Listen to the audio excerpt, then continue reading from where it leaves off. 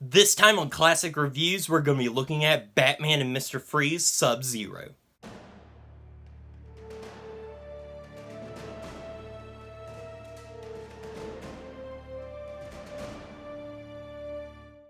Batman and Mr. Freeze SubZero was directed by Kirkland and is the second animated movie to the animated series, and was released right after Season 2 ended, and follows the story of Batman and Robin as they are facing off against Mr. Freeze once again, who is trying to bring back his wife, Nora Freeze. Now, something I already love about this movie is bringing Mr. Freeze into this movie. In the animated series, Mr. Freeze is a character that continually shows up throughout the series, and it almost feels like a continuing storyline as he is trying to bring his wife back to life and trying to help her. And this really does work as part of that storyline, and it's one of the things I really do like about the film. Also, I really love the movie's focus on Robin this time around. Oftentimes, movies, especially in Hollywood, were trying to push Robin to the side and kind of ignore him, especially after Batman Forever and, of course, Batman and Robin. But here we put Robin front and center almost, and there's a lot more depth to him than there was even in the show, and I really enjoyed this. I loved his relationship with Barbara Gordon, Batgirl.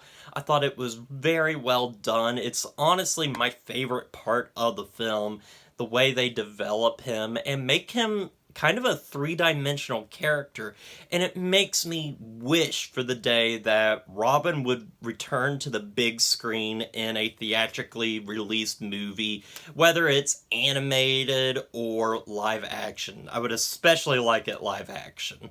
Also, the animation in this movie is really good, much like with Mask of the Phantasm. However, I will say it does look a little lesser than Batman Mask of the Phantasm, although it continues to be really good. There's a bunch of CGI more in this movie than Batman Mask of the Phantasm, and sometimes that can get in the way. Sometimes they overuse it a bit too much, where it was very subtle in Mask of the Phantasm. Here, they use it in a lot of scenes, and you can really tell, and sometimes it just feels out of place compared to the other beautiful animation of Batman, the animated series.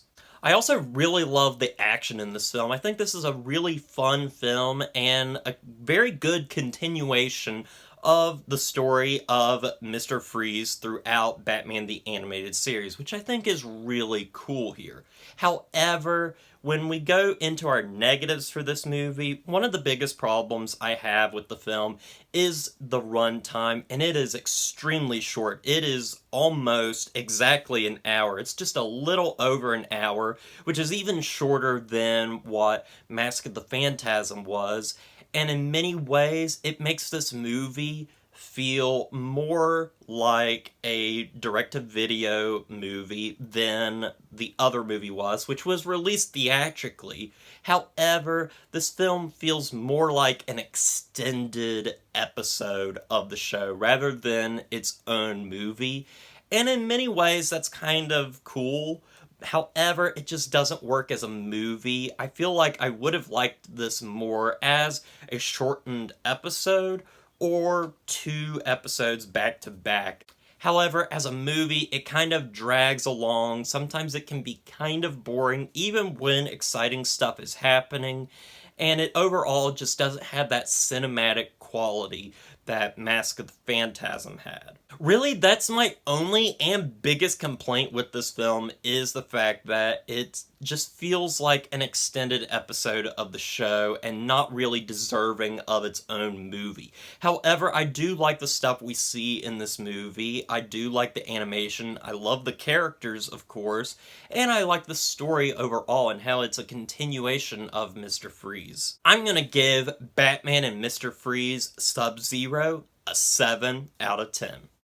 Well, guys, I want to thank you for watching this video. I will be reviewing Batman the Animated Series very soon, probably tomorrow, so look forward to that review.